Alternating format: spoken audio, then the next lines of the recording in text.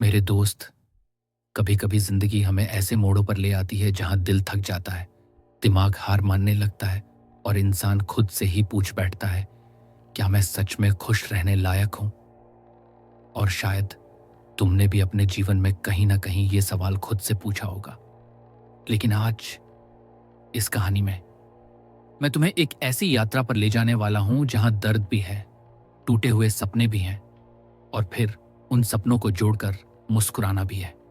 ये सिर्फ एक स्क्रिप्ट नहीं है, ये 3 घंटे का एक ऐसा सफर है जो तुम्हें भीतर से हिला देगा, छू लेगा और शायद तुम्हें वो जवाब दे देगा जिसकी तुम इतने समय से तलाश कर रहे थे। और ये सफर शुरू होता है एक बहुत ही छोटी सी बात से। खुशी असल में है क्या? एक समय की बात है। एक लड़का, उम्र मुश्किल से 17-18 होगी, रोज की तरह अपनी किताबों में खोया रहता था, लेकिन दिल के अंदर एक गहरी खालीपन महसूस करता था। बाहर से देखने पर उसकी दुनिया बिल्कुल सामान्य लगती थी, लेकिन अंदर कहीं कुछ टूटा हुआ था, कुछ जो उसे चैन नहीं लेने देता था। वो हंसता था, दोस्तों के बीच मजाक करता था, घर वालों से ठीक बात करता था, लेकिन वो जानता था कि उसकी मुस्कान के पीछे एक भारी अंधेरा छुपा है। एक दिन उसने लाइब्रेरी की शेल्फ से एक किताब निकाली, the book of joy, Dalai Lama और डेसमंड टूटू की बातचीत पर आधारित। किताब हाथ में थामते ही उसे महसूस हुआ जैसे कोई उसे अंदर से पुकार रहा हो, जैसे किसी ने उसके दर्द को बिना कहे समझ लिया हो।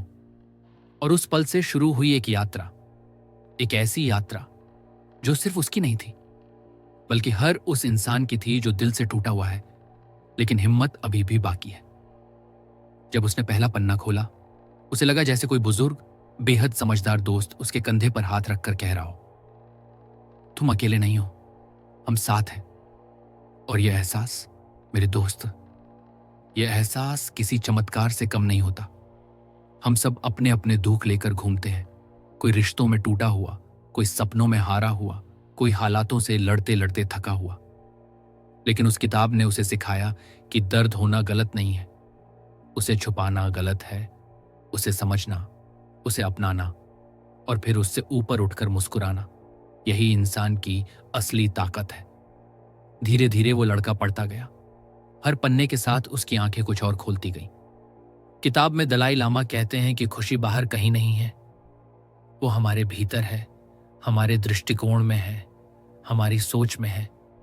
लेकिन ये बातें सिर्फ किताब में पढ़ने से नहीं आती, इन्हें दिल से महसूस करना पड़ता है, जैसे उस लड़के ने किया। कभी तुमने ध्यान दिया है, जब हम उदास होते हैं दुनिया का हर रंग फीका लगने लगता है, लेकिन उसी दुनिया में खुश लोग भी तो हैं। वो वही सूरज देखते हैं, वही हवा महसूस करते हैं। फिर फर्क कहाँ है? फर्क बस नजरिए में है। किताब पढ़ते पढ़ते उसने महसूस किया कि खुशी कोई गंतव्य नहीं, बल्कि एक तरीका है दुनिया को देखने का। एक पल ऐसा भी आया जब पढ़ते पढ़ते उसकी आंखें भर आईं, क्योंकि किताब ने वो सच कह दिया था जिसे वो खुद से हमेशा छुपाता था। तुम दुख से नहीं डर रहे, तुम उसके अकेलेपन से डर रहे हो। और ये बात दिल में लगी, क्योंकि हम सब डरते हैं, लेकिन इसे मानने से डरते हैं। धीरे धीरे उसकी जिंदगी बदलने लगी, एक हल्की सी मुस्कान उसके चेहरे पर आने लगी, बिना किसी कारण के, जैसे अंदर कहीं कोई उजाला जल रहा हो, जो अभी छोटा है लेकिन इतना ताकतवर कि अंधेरे को चुनौती देने की हिम्मत रखता है। मैं ये सब इसलिए नहीं बता रहा कि कहानी अच्छी लगे, मैं तुम्हें इसलिए बता रहा हूं क्योंकि शायद ये लड़का तुम ही हो, या तुम जैसा कोई इंसान जो आज जवाब ढूंढ रहा है, अपनी खुशी तलाश रहा है। इसलिए इस सफर पर मेरे साथ रहो। धीरे धीरे उस लड़के ने महसूस करना शुरू किया कि खुशी कोई अचानक से मिलने वाली चीज नहीं, बल्कि एक रोज का अभ्यास है। जैसे सांस लेना, जैसे दिल धड़कना, जैसे सुबह उठकर खुद से कहना, आज मैं थोड़ा बेहतर बनना चाहता हूं। लेकिन ये बातें समझना आसान नहीं था। उसे अपने अंदर की लड़ाइयों से गुजरना पड़ा, अपने ही दिमाग की आवाजों से उलझना पड़ा। वो आवाजें जो कहती थीं, तू अच्छा नहीं है, तेरे साथ क्यों होगा कुछ अच्छा, तेरे हिस्से में तो बस दर्द ही है। लेकिन द बुक ऑफ जॉय ने उसे एक अलग सच से मिलवाया कि हमारे दिमाग की नकारात्मक आवाजें झूठी होती हैं। वो हमें बचाने की कोशिश करती हैं, पर कई बार वे हमें रोक भी लेती हैं। एक शाम वो लड़का घर की छत पर बैठा था। हवा हल्की हल्की चल रही थी। सूरज ढल रहा था। आसमान नारंगी और हल्के गुलाबी रंग में रंगा था। उसने किताब के एक पन्ने पर पढ़ा, दूसरों की मदद करना वो दवा है जो आत्मा को सबसे पहले राहत देती है। और उसने सोचा, क्या सच में? क्या बस दूसरों की थोड़ी सी मदद करके मैं अपने अंदर की खाली जगह भर सकता हूं? उस सवाल के जवाब में छत की वो हवा जैसे धीमे से कह रही थी, हाँ, कोशिश करके तो देख। अगले दिन स्कूल में उसने अपनी क्लास के एक बच्चे को अकेले बैठे हुए देखा। आमतौर पर वो ऐसा कुछ नोटिस नहीं करता था, लेकिन उस दिन कुछ बदला हुआ था। वो उसके पास गया, हल्की सी मुस्कान दी और बोला, सब ठीक है, बस इतना सा सवाल। और उस बच्चे की आंखों में चमक आ गई। उसने पहली बार महसूस किया कि हम कभी नहीं जानते कि हमारी एक छोटी सी दया किसी के अंदर कितनी बड़ी बात बन सकती है। उस एक पल ने उसे वो खुशी दी जो शायद कई दिनों से कहीं खोई थी। धीरे धीरे जैसे जैसे वो किताब में लिखे हर विचार को अपनी जिंदगी में उतारने लगा, उसका दिल भी बदलने लगा।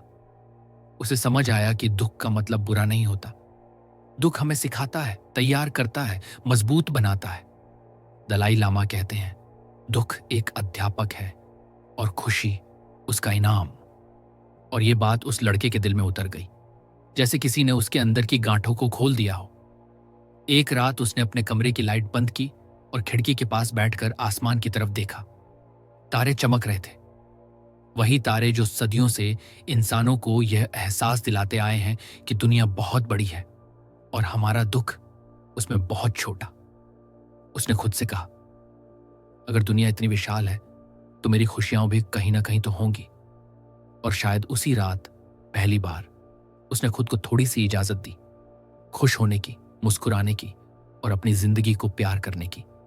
कहानी अभी आगे भी बढ़ती है और बहुत कुछ बाकी है। धीरे धीरे उस लड़के की जिंदगी में छोटे छोटे बदलाव आने लगे और ये बदलाव इतने सूक्ष्म थे कि शुरुआत में शायद किसी और को दिखे भी नहीं, लेकिन उसके दिल की गहराइयों में कुछ हलचल होने लगी थी, जैसे कहीं बहुत अंधेरे कमरे में एक छोटा सा दिया जल उठा हो, कमजोर सा पर उम्मीद से भरा हुआ। कभी कभी वो सुबह उठकर खुद को आईने में देखता और सोचता, क्या मैं सच में बदल रहा हूं या ये सिर्फ किताब पढ़ने का असर है? लेकिन फिर कोई ना कोई छोटी घटना उसे समझा देती कि बदलाव असली है। एक दिन स्कूल में उसका टेस्ट बहुत खराब गया। पहले वाला वो लड़का होता तो शायद खुद से नाराज होता, दिमाग में नकारात्मक बातें भर लेता, मैं बेकार हूं, मैं कभी अच्छा नहीं कर पाऊंगा। लेकिन इस बार उसने अपनी कॉपी बंद की, गहरी सांस ली और खुद से कहा, गलती हुई है। गलती का मतलब हारना नहीं होता, ये सीखने का मौका है। और ये सोच उसे हल्का कर गई। शायद यही वो जॉय था जिसके बारे में दलाई लामा बात करते हैं, अंदर की वो शांति जो तूफान में भी टिक जाती है। किताब में लिखा था कि इंसान का दर्द कई बार उसकी तुलना से जन्म लेता है। जब हम दूसरों को देखते हैं कि किसी को अच्छे नंबर मिल रहे, किसी के पास अच्छा फोन है, किसी की लाइफ परफेक्ट लगती है, तो हम अपने दुख को और बढ़ा लेते हैं। उसने ये बात दिल से समझी और एक दिन उसने अपने फोन से सोशल मीडिया पर स्क्रॉल करते करते अचानक महसूस किया, हर तस्वीर मुस्कान की नहीं होती, हर मुस्कान खुशी की नहीं होती, हर चमकती लाइट किसी का उजाला नहीं, कई बार वो अंधेरों की ढाल होती है। और तब उसे एहसास हुआ कि वो अपनी तुलना उस दुनिया से कर रहा था जो सच में मौजूद ही नहीं। धीरे धीरे उसने खुद पर दया करना सीखा। हाँ, दया, सेल्फ कंपैशन, अपनी गलतियों को माफ करना, अपने दुख को स्वीकार करना और खुद को वही प्यार देना जो वो दूसरों को देता है। पहले ये उसके लिए काफी अजीब था, क्योंकि वो हमेशा खुद से बेहद कठोर था। लेकिन एक दिन उसने किताब में पढ़ा, अगर तुम खुद को माफ नहीं कर सकते तो तुम दुनिया को कैसे माफ करोगे? और ये बात उसके दिल में तीर की तरह लगी। शायद इसलिए वो दुनिया से गुस्सा रहता था, क्योंकि अंदर ही अंदर वो खुद से गुस्सा था। उसने महसूस किया कि जितना वो खुद को समझता गया, उतना ही दुनिया उसे आसान लगने लगी। वो पहले हर चीज को दिल पर ले लेता था। किसी का मजाक, किसी का रूखा व्यवहार, किसी की सफलता, किसी की आलोचना। लेकिन अब वो सोचता, शायद हर किसी की लड़ाई अलग है और मेरे पास किसी का दर्द आंकने का अधिकार नहीं। ये महसूस करते ही उसके रिश्तों में भी बदलाव आने लगे। वो पहले की तरह जल्दी गुस्सा नहीं करता था। वो सुनता ज्यादा था, बोलता कम। और ये बदलाव लोगों को हैरान कर देता था। तू इतना शांत कैसे हो गया? लेकिन उसे खुद भी नहीं पता था कि उसके भीतर ये शांति धीरे धीरे, Chupke Chupke the book of Joy की हर लाइन के साथ आ रही थी। फिर एक दिन कुछ ऐसा हुआ जिसने उसके भीतर के बदलाव को और भी गहरा बना दिया। वो स्कूल से लौट रहा था। सड़क किनारे एक बूढ़े अंकल अपनी फल की टोकरी लेकर बैठे थे। हवा थोड़ी तेज थी और अचानक एक झोंके ने उनकी टोकरी गिरा दी। सारे फल सड़क पर लुढ़क गए। लोग बस गुजर रहे थे, कुछ ने मुड़कर देखा भी नहीं। लेकिन उस लड़के के कदम वहीं रुक गए। दिल के भीतर एक आवाज आई, ये वो पल है जहां तू अपने अंदर की खुशी को जन्म दे सकता है। वो दौड़कर अंकल के पास गया और उनके साथ मिलकर सारे फल उठाने लगा। अंकल की आंखों में कृतज्ञता थी और हाथ थोड़ा कांप रहा था। जब काम पूरा हो गया तो अंकल ने उसे देखा और बोले, बेटा, भगवान खुश रखे, आज तूने सिर्फ फल नहीं उठाए, मेरा भरोसा भी उठा दिया। उसने एक हल्की सी मुस्कान दी। बस थोड़ा सा प्रयास किया है अंकल। और जब वो वहां से आगे बढ़ा तो उसे लगा जैसे उसके भीतर कुछ बहुत गहरा बदल रहा है। एक गर्माहट, एक शांति, एक ऐसी खुशी जो किसी सामान खरीदने से नहीं मिलती, किसी परीक्षा में नंबर आने से नहीं मिलती। ये वो खुशी थी जो उसने खुद बनाई थी। द बुक ऑफ जॉय में दलाई लामा यही कहते हैं, दया वो चाबी है जो हर इंसान के भीतर के बंद दरवाजे खोल देती है। उस लड़के ने उस दिन पहली बार सच में ये बात महसूस की। लेकिन जिंदगी हमेशा आसान नहीं रहती। कुछ ही दिनों बाद उसके घर में बहुत तनावपूर्ण माहौल हो गया। पैसों की दिक्कत, रिश्तों में खटास, परिवार में छोटी छोटी बातों पर झगड़े। घर जैसे किसी अदृश्य तनाव से भरा हुआ था। पहले तो वो इन सब से टूट जाता, लेकिन इस बार उसने अपने आप से कहा, अगर मैं मुश्किलों से भागूंगा तो सीखूंगा कैसे? तभी उसे किताब का एक वाक्य याद आया, खुशी का मतलब दुख का ना होना नहीं, बल्कि दुख के साथ भी जीना सीखना है। उसने तय किया कि वो घर के माहौल को थोड़ा थोड़ा करके बदलने की कोशिश करेगा। उसने अपनी माँ की मदद करना शुरू किया। छोटी बहन की पढ़ाई में हाथ बटाने लगा। पापा से रोज थोड़ा बहुत बात करने लगा, इवन अगर वो थके हुए हों या तनाव में हों। शुरुआत में सब कुछ वैसा ही लगा, लेकिन धीरे धीरे घर की हवा बदलने लगी। कभी तुमने नोटिस किया है, एक भी मुस्कुराहट, एक भी शांत जवाब, एक भी दयालु शब्द, पूरे घर का माहौल बदल सकता है। और इसी दौरान उसे एक और सच्चाई समझ आई, वो लोगों को बदल नहीं सकता, लेकिन अपनी ऊर्जा बदल सकता है। वो माहौल को नियंत्रित नहीं कर सकता, पर अपनी प्रतिक्रिया नियंत्रित कर सकता है। एक रात वो अपने कमरे में बैठा था। किताब उसके सामने खुली थी। उसने पढ़ा, joy comes when we stop fighting the life we have and start embracing it. उसने गहरी सांस ली और अपने आप से कहा, मैं अभी जहां हूं वहीं से शुरुआत करूंगा, खुश रहने की, समझने की और बढ़ने की। धीरे धीरे उसके अंदर एक नई परिपक्वता आने लगी। वो अब हर चीज को सीरियसली नहीं लेता था। वो छोटी खुशियां पकड़ने लगा। सुबह की धूप, चाय का एक कप, किसी दोस्त की छोटी सी हंसी, रास्ते में खिलता हुआ फूल। उसे ये समझ आया कि खुशी बड़े पलों में कम, छोटे पलों में ज्यादा छुपी होती है। और अब उसकी कहानी एक ऐसे मोड़ पर पहुंचने वाली है जहां उसे अपने डर से सामना करना पड़ेगा। वो डर जिसने उसे सालों से दबा कर रखा था। ये मोड़ उसकी जिंदगी को हमेशा के लिए बदल देगा। फिर आया वो मोड़ जिसका सामना करने से वो हमेशा डरता रहा था, असफलता का डर। हम सबके जीवन में कोई ना कोई ऐसा सपना होता है जिसे पाने की हम हिम्मत नहीं करते, सिर्फ इसलिए कि हमें डर होता है कि कहीं हम उस सपने के लायक ना निकलें। उस लड़के के साथ भी यही था। उसका सपना था एक अच्छा कॉलेज, एक अच्छी जिंदगी, अपने परिवार को गर्व महसूस कराना। लेकिन अंदर कहीं एक आवाज हमेशा कहती थी, तू नहीं कर पाएगा, तू कहीं फिट नहीं बैठता। एक दिन स्कूल में एक बड़ा प्रोजेक्ट अनाउंस हुआ। ये वही प्रोजेक्ट था जिसमें अच्छे नंबर मिल जाए तो कॉलेज एडमिशन में बहुत मदद मिल सकती थी। उसके दोस्त इस प्रोजेक्ट को लेकर बेहद उत्साहित थे, लेकिन वो खुद असमंजस में था। उसके अंदर का डर उसे पीछे खींच रहा था। लेकिन जब वो घर लौटा और मेज पर रखी द बुक ऑफ जॉय खोली तो उसकी नजर एक लाइन पर रुक गई।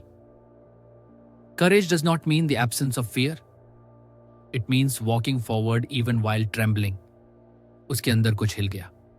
उसने किताब बंद की और खुद से कहा, डर हूं, हां, लेकिन डर के साथ भी चल सकता हूं।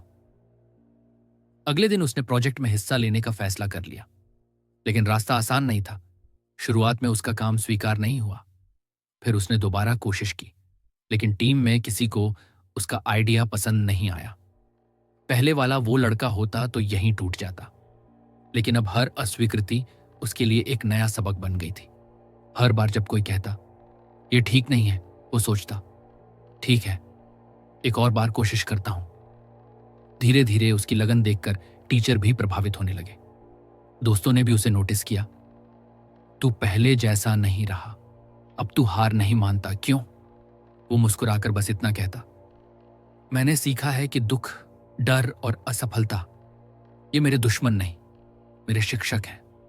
एक रात जब वो अपने प्रोजेक्ट पर काम कर रहा था, उसकी आंखों में थकान थी, पर दिल में एक अलग ही चमक। उसे महसूस हो रहा था कि वो अपने डर से भाग नहीं रहा, बल्कि उससे हाथ पकड़कर आगे बढ़ रहा है। यही तो जिंदगी का असली सुख है, उसी गड्ढे में दोबारा उतरना जिससे हम पहले डर कर भागते थे।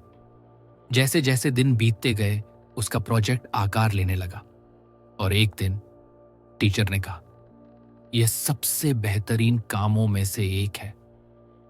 वो सुनकर उसकी आंखें नम हो गईं, क्योंकि ये जीत सिर्फ प्रोजेक्ट की नहीं थी, ये जीत उसकी हिम्मत की थी, उसके धैर्य की थी, उसके बदलते हुए नजरिए की थी। उसे याद आया कि दलाई लामा और डेसमंड टूटू एक बात बार बार कहते हैं, joy is a by product of resilience. और उस पल उसे लगा जैसे ये लाइन उसके लिए ही लिखी गई थी। लेकिन कहानी अभी खत्म नहीं होती। असल परीक्षा अभी बाकी थी, एक ऐसी परीक्षा जो उसके दिल की गहराइयों तक को झकझोर देगी, क्योंकि अब आने वाला था वो दिन जब जिंदगी उसे खोने, छोड़ने और स्वीकार करने की कला सिखाएगी। फिर उसकी जिंदगी में आया वो दौर जिसे वो हमेशा याद रखेगा। वो दौर जब उसे किसी बहुत करीब इंसान को खोने का डर महसूस हुआ, और शायद पहली बार उसे समझ आया कि दर्द सिर्फ अंदर नहीं होता, दर्द इंसान को बाहर से भी तोड़ देता है। उसकी दादी, जिनसे वो बेहद जुड़ा हुआ था, अचानक बीमार पड़ गई। घर का माहौल एकदम बदल गया। उसकी दादी वही थीं जो हर त्योहार पर उसे सबसे पहला लड्डू देती थी, जो उसके सिर पर हाथ रखकर कहती थी, तू बहुत अच्छा करेगा, बस घबराना मत। और अब वही दादी अस्पताल के बिस्तर पर थी, आंखें बंद, सांसें धीमी। उस लड़के का दिल फट रहा था। उसे लगा जैसे उसकी दुनिया किसी ने अचानक से रोक दी हो। अस्पताल के बाहर बैठकर वो कांपते हाथों से द बुक ऑफ जॉय पलट रहा था, जैसे उसमें कोई जवाब मिल जाएगा, कोई आशा, कोई उम्मीद, कोई ताकत। तभी उसकी नजर एक लाइन पर पड़ी, loss is the price we pay for loving. और ये लाइन उसके दिल पर बैठ गई, क्योंकि यही सच है। हम किसी को जितना ज्यादा प्यार करते हैं, उसे खोने का डर भी उतना ही ज्यादा होता है। लेकिन प्यार के बिना तो जिंदगी का कोई मतलब ही नहीं। वो अपनी दादी के पास रोज जाता, उनका हाथ थाम कर बैठता और उनसे बातें करता, इवन अगर वो सुने या ना सुने। एक दिन उसने दादी का हाथ पकड़ा और धीरे से कहा, दादी, मैं अब डरता नहीं, आपने मुझे हमेशा मजबूत बनाया है, मैं कोशिश करता रहूंगा। और उसे लगा जैसे दादी की उंगलियां थोड़ा सा हल्की सी हिली हों, जैसे मानो उन्हें भी राहत मिली हो। लेकिन उसी रात डॉक्टर ने कहा कि स्थिति गंभीर है। वो लड़का बाहर जाकर बैठ गया। आसमान पूरी तरह अंधेरा था, हवा भारी थी, उसके गले में आवाज अटक गई, आंसू खुद ब खुद गिरते जा रहे थे। और उसी अंधेरे में उसे किताब का एक और वाक्य याद आया, joy does not mean we escape sorrow, joy means we hold light even in the deepest darkness. उसने आसमान की तरफ देखा, आंसू पोंछे और खुद से कहा, अगर खुशी सिर्फ आसान पलों में होती तो उसकी कोई कीमत ही नहीं होती। असली खुशी वो है जो दर्द में भी थोड़ी सी जगह बना ले। आखिरकार कुछ दिनों बाद दादी ठीक होने लगी, जैसे किसी चमत्कार ने उन्हें छू लिया हो। डॉक्टरों ने कहा कि वो धीरे धीरे स्वस्थ हो जाएंगी। उस लड़के ने पहली बार भगवान, ब्रह्मांड, जीवन, जो भी ताकत है इस दुनिया में, उसे दिल से धन्यवाद किया, क्योंकि उसने सिर्फ दादी को नहीं, खुद को भी खोने से बचा लिया था। उस रात घर लौटकर उसने खुद को आईने में देखा।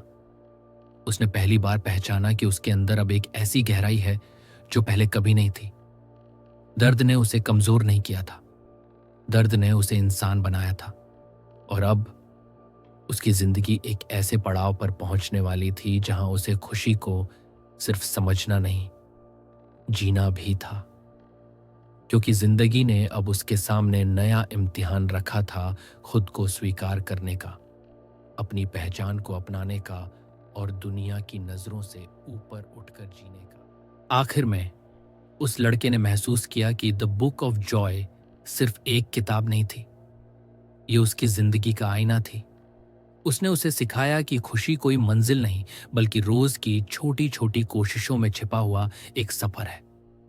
उसने अपने डर को गले लगाकर, अपने दर्द को समझकर और अपने रिश्तों में प्यार का दिया जलाकर जाना कि असली आनंद तब आता है जब हम दुनिया को बदलने की कोशिश छोड़कर खुद के दिल को थोड़ा सा बेहतर बनाते हैं।